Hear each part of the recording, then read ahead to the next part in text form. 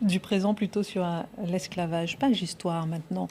Aujourd'hui, on va s'arrêter avec Marc Menant sur le 1er juin 1898, l'inauguration de l'hôtel Ritz, connu, reconnu vraiment dans le monde entier. Mais on oublie ces deux hommes qui ont joué un rôle très important, César Ritz et son célèbre chef Auguste Escoffier. Alors tout part de César, bien évidemment. César va conquérir le monde. Quand on a un tel prénom, ça vous insuffle le sens de l'épopée. Il faut dire qu'il faut l'avoir, ce sens-là. Il naît dans une petite bourgade chez nos camarades suisses. Alors je connais pas... Dans le Valais. Oui, dans le Valais. Et il n'est même pas Valais, il est paysan. Ils sont en C'est la habitants. partie allemande du Valais. allemande du Valais. Oui. Ah ben, il parle même pas français au départ, rien du tout. Il s'occupe des chèvres, le pauvre gamin. Mais son père se dit qu'il faut quand même lui donner une chance. Et pour ce faire, il faudrait qu'il aille à l'école. Alors, on l'envoie à Sion. Et à Sion, il y a un lycée français. Comme ça, il sera francophone. Il y a quelque chose de dynamique. C'est un distrait, presque un Jean Foutre, apparemment comme ça. Alors, il lui dit, bah, écoute, puisque tu n'es pas capable d'ouvrir tes cahiers, de tenir ta plume, tu vas aller travailler. Il le fait engager comme sommelier à l'hôtel de la Poste. Bon, bah avec ça, vous n'allez pas faire carrière. Mais il rêve. Il se dit que effectivement, c'est pas dans ces lieux-là qu'il pourra connaître les opportunités. Il a déjà le sens du luxe et puis d'un certain surpassement. Il entend parler de l'exposition universelle à Paris de 1867. Oh, il est malin. Il dit, mais là-bas, ils vont bien avoir besoin d'un sommelier. Il y aura des touristes. Alors le voilà, il arrive dans la capitale, il n'a rien du tout. Il se fait engager ici et là, il reste 2-3 jours, il passe de serveur, sommelier, tout ce qui se présente à lui. Et un jour, il est à l'hôtel de la Fidélité. À l'hôtel de la Fidélité, comme sommelier. Ah, il est tellement doué qu'on l'appelle César le Rapide. Non pas parce qu'il sert rapidement, c'est parce qu'il est tellement maladroit qu'il n'arrête de casser les verres et la vaisselle. Alors forcément, on les conduit, ça ne le découragera pas. Et au fur et à mesure, eh bien, il s'impose et surtout, il a des idées. C'est un homme qui rêve d'une sorte d'univers merveilleux. Et il se retrouve dans un grand restaurant qui s'appelle le restaurant voisin.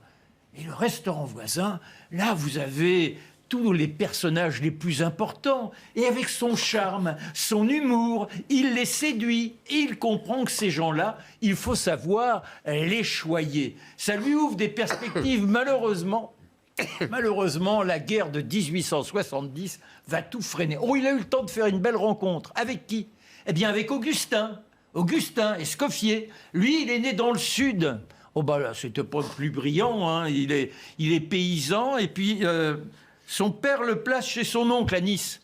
Il y a le restaurant français à Nice. Ah, ça fait bien. À Nice, parce qu'à l'époque, Nice n'est pas encore française. Alors, on est encore avec le duché de Nice.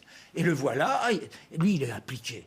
On se dit, c'est un garçon sérieux, il devrait aller loin, il se fait remarquer. Vraiment, bah, bon petit bonhomme. Et alors, il y a le patron du Moulin Rouge qui est descendu. Sa petite gamine, elle était malade. Et Nice, on n'est pas encore dans le lieu des vacances. C'est plutôt une ville d'eau, une ville où on vient se requinquer. Alors, avec sa gamine. Et il le regarde, le môme. Il lui dit, dis donc, toi, tu vous montrais pas à Paris, le Moulin Rouge? Et hop! Eh bien, il fait le grand pas, mais même chose, la guerre de 70. Alors, il y en a un qui retourne en Suisse, c'est César. Ils ont juste eu le temps de se connaître, de comprendre qu'il y avait sans doute quelque chose à faire ensemble. Et lui, il est incorporé dans l'armée du Rhin. Et le voilà à s'occuper des officiers supérieurs. Oh, ça dure pas longtemps, puisque malheureusement, Napoléon III est vite placé en situation de prisonnier, mais également le général MacMahon. Alors, on lui demande de s'occuper du général MacMahon. Il s'intéresse aux conserves. Bref, c'est un garçon. Et quand ils se retrouvent ensemble, après, on va passer les étapes. Il y a une première opération qui est proposée grâce à ses relations. Vous avez compris que César, il savait faire en sorte d'être là au bon moment. Et on lui propose le Grand Hôtel à Monaco. Monte-Carlo. Le Grand Hôtel, ça marche pas du tout. Et là, il dit, on va mettre l'électricité, il y aura des salles de bain dans les chambres, quelque chose d'exceptionnel. Et le jour de l'inauguration, il fait venir Augustin, il lui dit, toi, tu vas faire la cuisine. Et Augustin, il dit, faut simplifier, faut que ce soit goûteux, mais qu'on soit plus dans ces repas où on se gave. Non, il faut que ce soit chatoyant. Et il s'intéresse aux cantatrices. Alors, il va inventer la Belle Hélène, à partir de la Belle Hélène d'Offenbach, la Pechmelbass, une cantatrice qu'il a remarqué, ça sera à Londres. Bref. Et ces deux personnages-là s'unissent, ils relancent ce grand hôtel de Monte-Carlo. Et à Paris, eh bien, il y a le Ritz.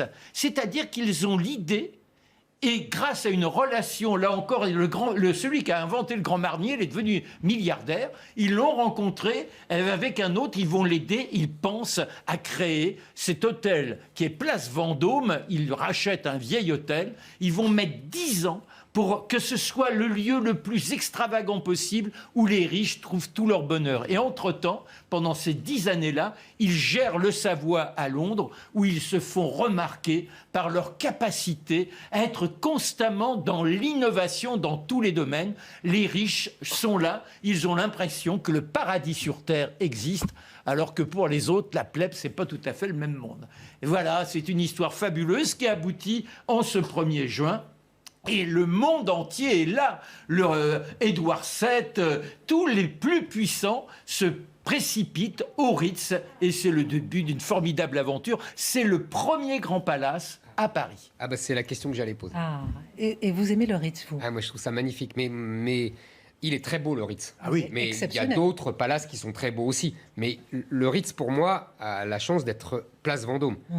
Et moi, la place Vendôme, pour des raisons à la fois affectives, parce qu'il y a le petit tondu là-haut, et en même temps pour la beauté de cette place que je trouve sublime. Majestueuse. Qui est en plus, je trouve que c'est une élégance française. C'est-à-dire qu'en Italie, il y a beaucoup de belles places.